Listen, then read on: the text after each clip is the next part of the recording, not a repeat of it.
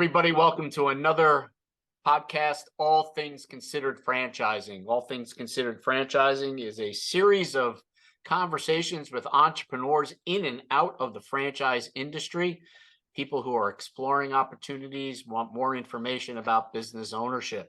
Scott Milas, I am Scotty Milas. Scott Milas Franchise Coach.com is a consulting organization helping people research and explore business ownership. The services and the guidance and education that we provide are at no cost for our clients. Today, we have a gentleman who brings a lot of tenure to business, working in corporate America, and then making the shift to owning a franchise. Somebody I've gotten to know over the years now through the ERC5, my local chamber. He belongs to the local chamber as well. George DeMambro. George, welcome to the show. Thank you for having me, Scott. I'm looking forward to all your questions, and hopefully I can be helpful. Great. You know, it's a small world, George. We were just talking before we hit the record button that you have family that went to the same high school that I did. We have connections to families that in the areas that we each grew up in, or I grew up in. So it's a small world, isn't it? I mean, it's just when you start connecting the dots. And that leads me to my first question, George. You know, you have a tenured experience both on the corporate side and now, of course, as a business owner.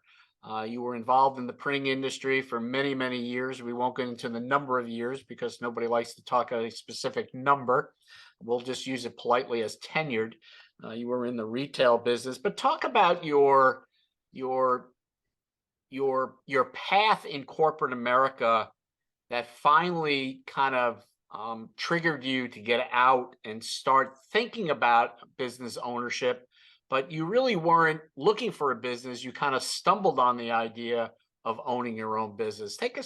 Walk us through your journey here, your path. About how you got to where you are and where you started, and your successes in corporate America as well. Well, I hope this is helpful, and I'd be available for anybody to contact me, and I can give them more information.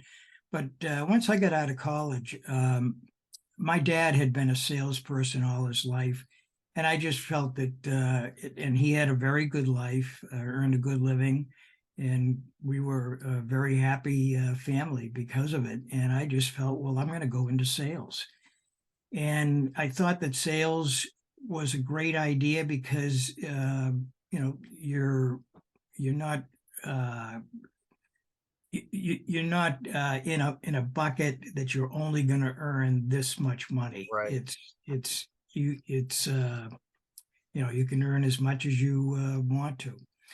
And I was very successful in sales, and I had been originally started in a company that was in the telecom marketplace. But I had an opportunity to go to work for a family that owned a very large printing company in the Boston area. And I worked for them for 20 years, and it was great. I made President's Award 10 of those years, and the family eventually got an offer they couldn't refuse and sold the business. And the dynamics changed dramatically because we were bought by a large corporation. Even though we were, at one point, I think we had $120 million, and it did have a corporate environment.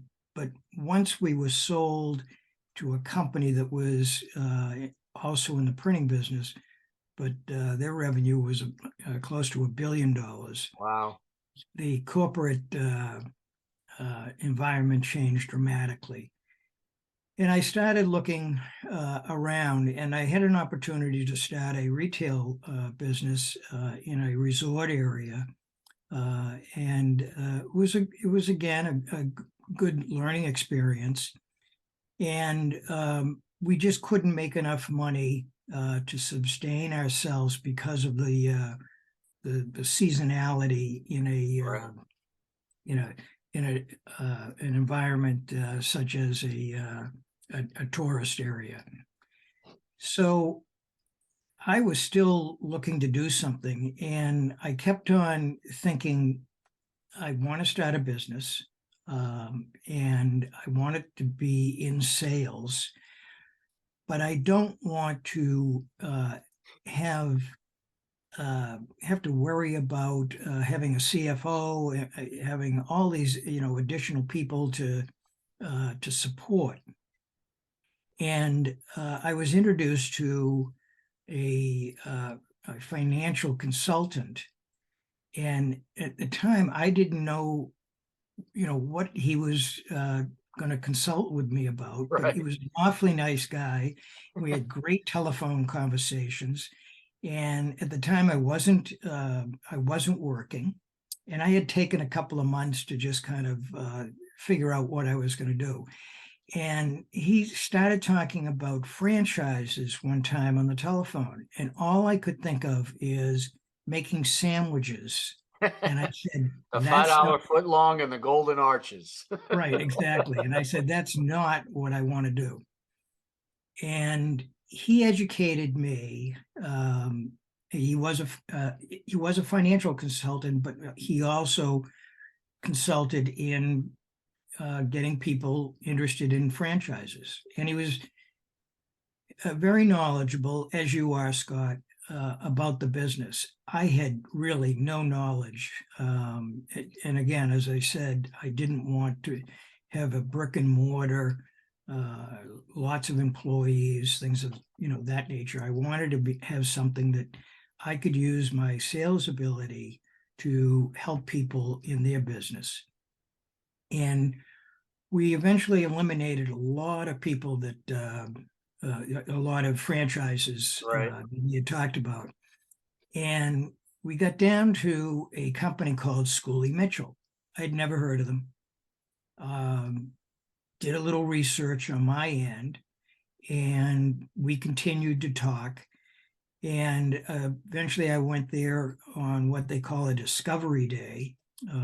They happen to be a Canadian Right. Canadian headquarters, company. Yep. and they're right in the Toronto area. So I went up and visited for it was 2 days. It was what they call a discovery day, and I remember driving. I drove up there, a very pretty drive through the countryside, and then in Canada is it was very, very pretty. And driving back, I kind of went through all the pros and the cons, and I said, I got to really research this a little more. So, I did my due diligence for about another 2 months. And then they invited me up to, Corporate office and yeah. And so I did that, and I actually brought a check with me, and and made the decision then. And it's probably the best decision that I've made in 25 years. That's interesting, George. Let's just talk about that for a second, because you had a successful career in corporate America, the printing industry. So you've been in the corporate America space, and now over time you've had your own business. You've been working for yourself, and you touched on a couple of things that the the don'ts, or the do nots that you don't want when you were looking and researching business ownership, franchises. When you look at all the do nots that you didn't want, the things that you didn't want, and now operating a business and being in corporate America, and be transparent here, is the ability to control your own calendar, that work-life balance. A lot of people talk about that getting into their own business. Has that become a critical part of who you are now and how you operate? It's important to you. You mentioned you didn't want to report to a CFO or whatever, so it didn't have the quotas, didn't have the X's. So are you able to achieve owning your own business a majority of the things that were important to you? Well, yes, I think as you mature and life changes, uh, I'm through with college loans and Right. and all of that. with my children. I didn't want to just work to live. I wanted to live. Oh, you're right. You got it. and and yes, it You didn't want does. to be married to a job. You really, Right. you just wanted, to have some fun in doing what you were doing, but you wanted to be able to, hey, let's get out of Dodge, or, I got an opportunity to do something on a Wednesday. I want to do this, whether it's grandkids, visiting grandkids and family. And I think the beauty of the franchise that you're in, Schooley Mitchell, and I happen to know the brand very well, a well-oiled machine in operations, is that you're not confined to an exclusive territory, and you have all the support that you need to be a franchisee in offering those cost reduction services for corporations, companies. Right. That was one of the big selling points. I did not want to have to hire people to do the back office work that was going to be required, and a lot of the other franchise I had looked at was going to involve people, and I had a lot of people work for me when I was Right. in sales. I had a sales team under me that we all worked together, and it's very labor intensive, and I didn't want to have that again. Schooley Mitchell offers an opportunity for you to grow your business, because they'll support anything that you do within our bailiwick, and they're very good at it.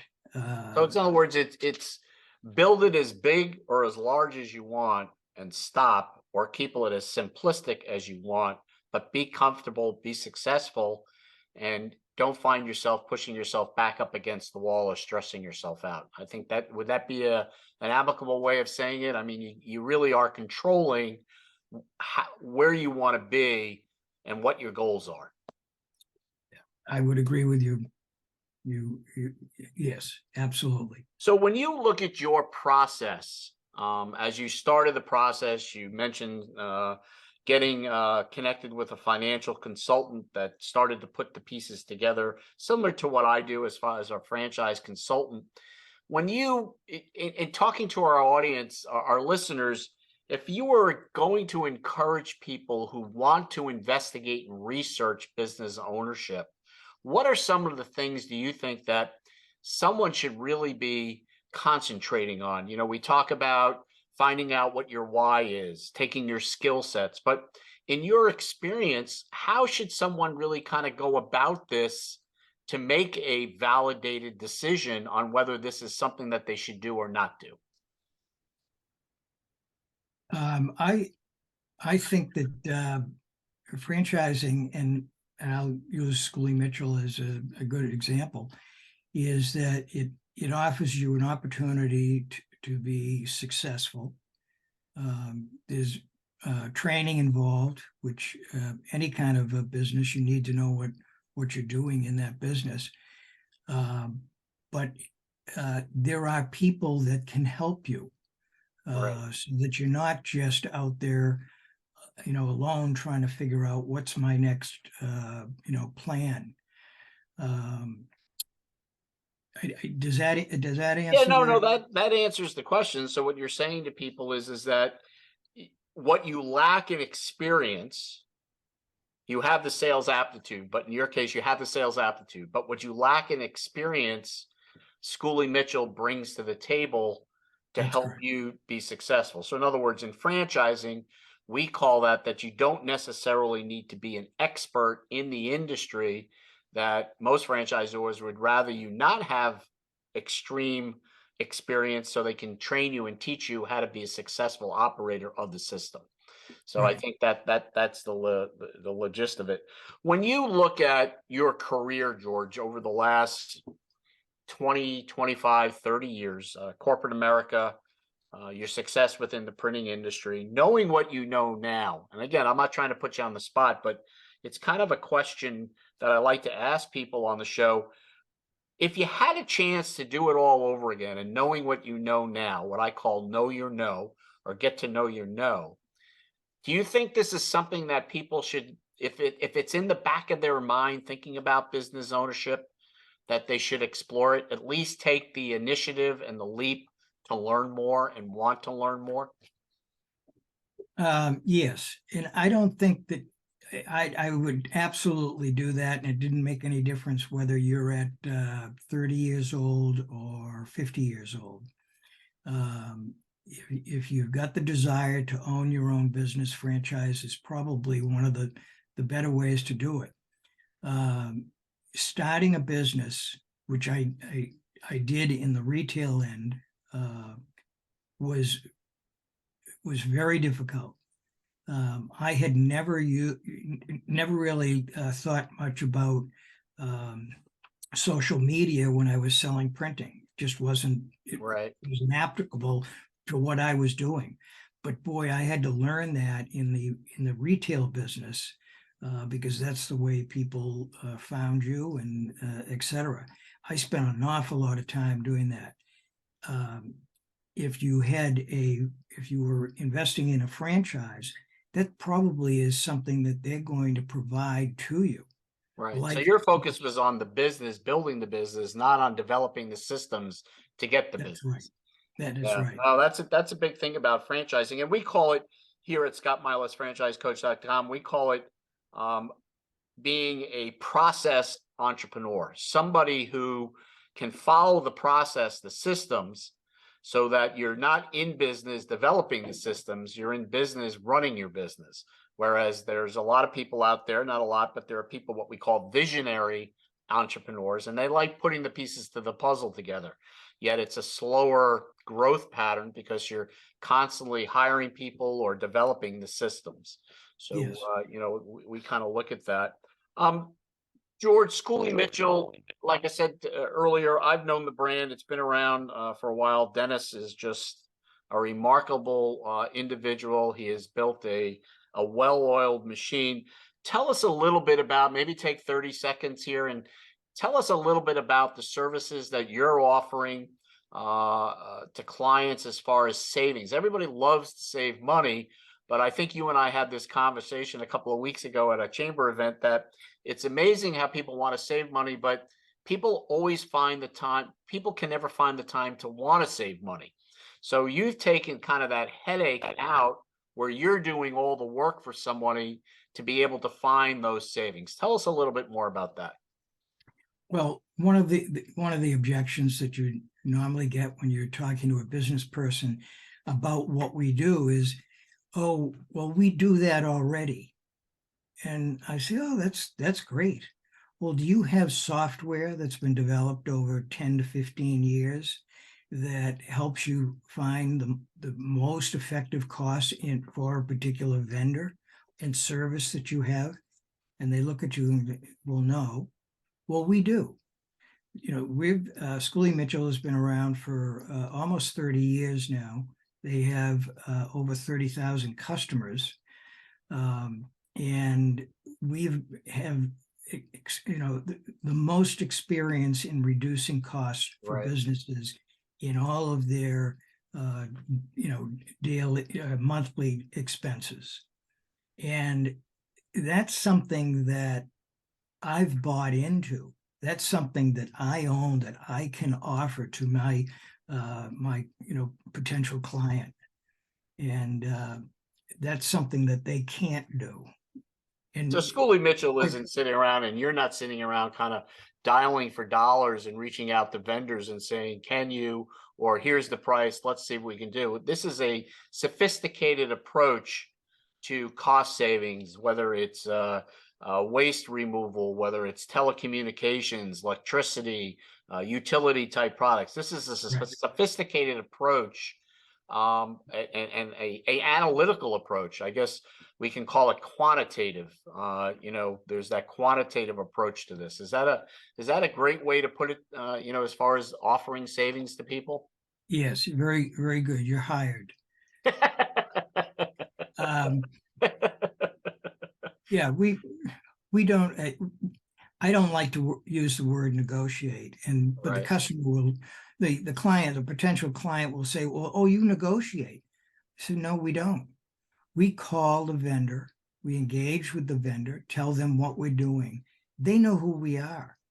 They Right. know that we have an awful lot of knowledge about their cost structure. And so they step right up, and we get a rewrite of contracts and a rewrite of what the customer is paying. And one of the other things that's the great part about this is a lot of consultants come in, spend a month with you, and then they leave you, and they'll hand you some kind of a training manual or whatever. We Right. stay with you. We're in an engagement with you for a number of years, and Yes. we are looking at your expenses on a constant basis. And if there's a new application, or if there's a new plan by one of your vendors, we make you aware of that, and we reduce your costs even greater.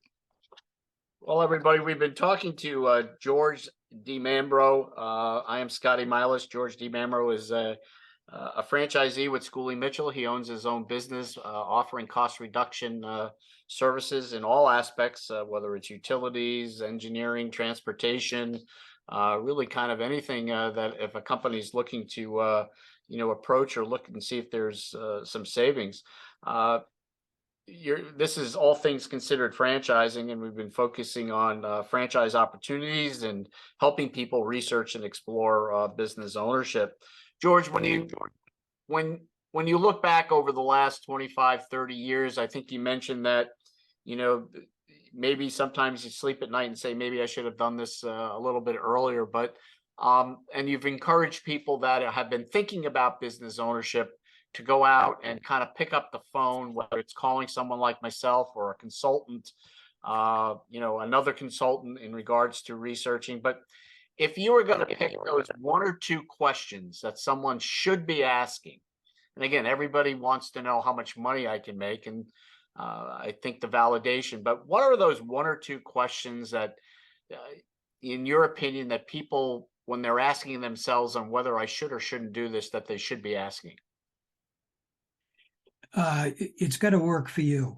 I think you've got to visualize yourself in the position of running this business. The money will come. The franchises are pretty. Most of the ones that I've talked to, they were pretty upfront, telling you what they were going to, what you should expect. Right.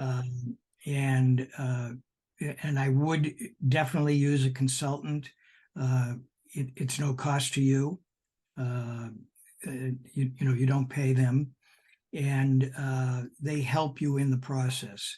And they think of things that quite frankly, you don't think about when you're taking this step. Right. Right. And one of the things that really convinced me was how well oiled the Schooley Mitchell machine was. Right. They've had great experience. They've got a number of people that have made millions of dollars in owning a franchise. Interesting. And it's okay to be nervous, right? I mean, you should have Yeah, a little nervousness in you. I mean, yeah. I always believe that being nervous triggers a lot more questions and wanting Yeah, to know more. So, well, right. that's great. Well, this has been Scotty Milas. George, what is the best way for someone to get contact you if they're interested in learning more about the cost reduction services that you offer? Well, we're going to provide an address and a email and telephone number. Please call me. The conversation will be very easy. I really recommend that we get together for 15 to 20 minutes, and I can definitely tell whether we can help you or not. And if we can't help you, I'm not going to waste your time or my time.